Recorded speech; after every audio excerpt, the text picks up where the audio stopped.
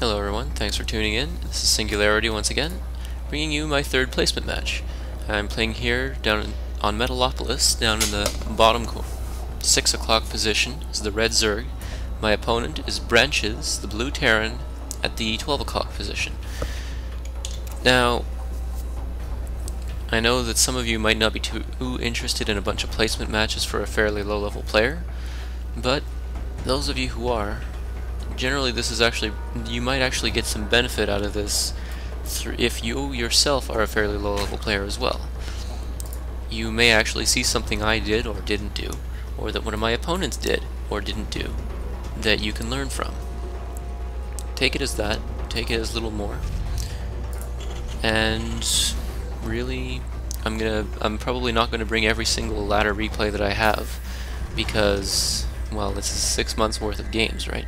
Well, 3 actually. I started this in January. Yes, this was back in January that these games happened.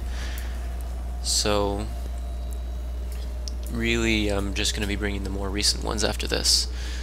It only occurred to me after I uploaded my first placement match that I probably shouldn't bring every single ladder game, simply because I'd be at this for quite a while just at the recording.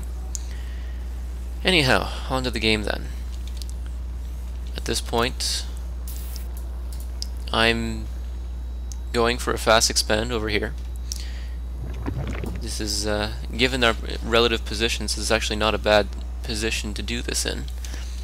I get my scout in, although I see that I'm not going to be able to get it back out. I look around to see what's going on. I don't see any gas being harvested, so I know there's no early reapers, because this was before you needed the factory to get the nitro packs upgrade. But then I see, hey, I guess I'm not getting back out. Let's see if I can attack the SCV. Yeah, I'll beat up the SCV while I'm here. But looks like he had other plans. Then again, he just seems to be making it pretty easy. Now I've got the spawning pool going down, but the first Marine is about to finish, so I figure, you know what, I think I'm just gonna go park on top of the extractor at this point and take my own extractor back in my base.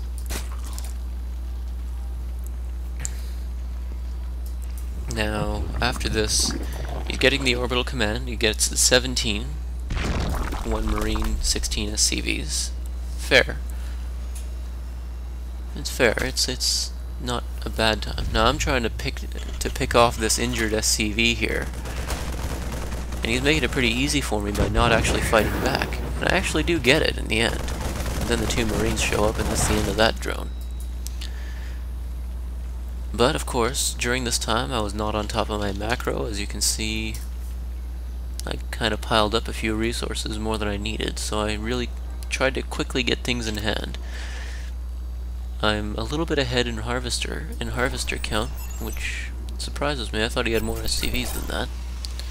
He's got a mule, so his income is at least gonna keep up with mine now that he's making return trips. But during this time, I'm just getting my natural set up. Again, I don't tend to transfer drones from my main to my natural. I don't know when or if there's even a time when that becomes more efficient than just making the drones over at the natural and making new drones here and rallying them to the natural. Now I get my second extractor a little early here. I was planning on getting some mutalisks out, so I figured I might as well get the gas early. I don't know what I'm currently waiting for, honestly, to get everything else. I don't even know what I'm doing so many actions on. I'm not even really doing anything, you know? At this point, just transferring over, and just trying to get my bases set up. Yes, this is my player cam at the moment. Finally, just now, starting the metabolic boost upgrade, and expanding my creep. Meanwhile, over here, Branches is going for a very, very marine heavy build. Getting a reactor here, probably to get some medevacs out soon. At least that's my guess from what I'm seeing. I don't remember the game very well, it's been quite a while. Now he sends this in here to find out what's going on up here. He's gonna run into a couple of Zerglings. Just a couple. Like, I don't know, 26? Just a couple Zerglings. He sees this, he decides he should probably get a couple Hellions out. And he's quite right. Those Hellions would do very well against the Zerglings. In fact, if he could get a tech lab on this and start doing the Infernal Pre-Igniter research, he could do even more damage to those Zerglings. Take only 2 shots instead of 3 to kill one. You might see that some of these is that a couple of the values, for instance, the range of I think it still has range 5, damage 8 instead of 6, things like that. It's because it's not patch 1.2. This is way back in January. I don't even know if patch 1.1 was out at that time. I don't remember. I'm not making a specific claim to that effect. Now, for instance, I think the Talons are down to 3 now, but I may just be completely off my... Anyway, not that important. At this point, I go take a look to make sure he's not... take a look around, see what I can scout out. You can see that he hasn't taken the other high yield. You can see that the Xel'Naga Watchtower's sight radius comes all the way out here.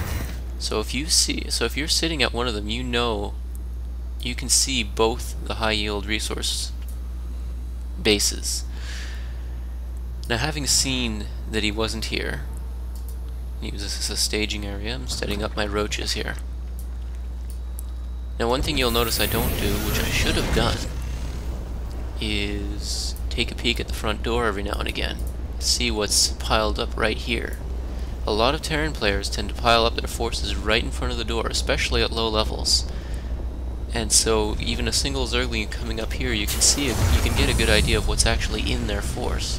But you don't want to do this with your entire force, just one Zergling. That way you know roughly what you need in order to counter his force. Now, I don't know what my roaches are doing all the way over here. They're not going to do much good there if I decide to attack, you know? Now, having seen that he hadn't expanded there, I really should have taken an expansion. Here, I don't know what I was thinking, honestly. A ball of Marines, a bunch of Hellions. Needless to say, Zerglings don't stand much chance against that. So there you go. You get the going in for Roach Hydra, apparently. I thought I was doing Mutalisks, I guess not. But, not too many Hydras coming out. As you can see, it's roaches and, well, more roaches. Which against a force like this is actually not that bad. The Hellions can't do much damage to the roaches because the roaches are armored. And as such, they won't end up doing nearly as much. The Marines, well, the Marines don't do a whole lot of damage. Now, you have this encounter here, you have a whole bunch of roaches not doing anything, so when you move forward into the force, so that they can all be shooting at the same time. Now, if you have a bunch of ranged units and you're against this force of roaches and they do that, consider backing up so that they're not all shooting at you. If they're all shooting, that's maximum effectiveness. Now, it's a little harder now that they don't have a range of 3 anymore. I don't know if this was before or after that change. And also, don't leave 2 of your Hellions just kind of lying here. Sure, they can give you advance warning when your opponent's moving out, but at the same time, they're easy pickings for the roaches. Especially after having seen all the roaches. Now, he escaped with 1 Hellion and 2 Marines, and starts getting ready to defend himself, putting up a couple of bunkers here.